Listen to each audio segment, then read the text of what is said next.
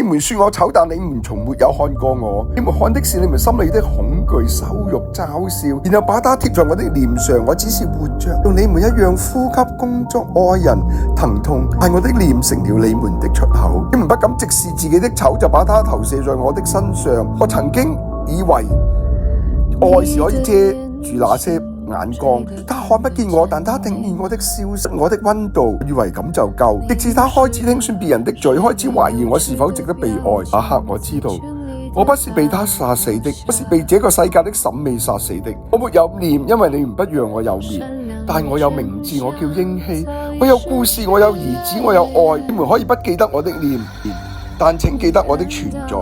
我不是你們的笑話，不是你們的恐懼，我是你們不敢承認的真相。你中唔中意呢首詩呢？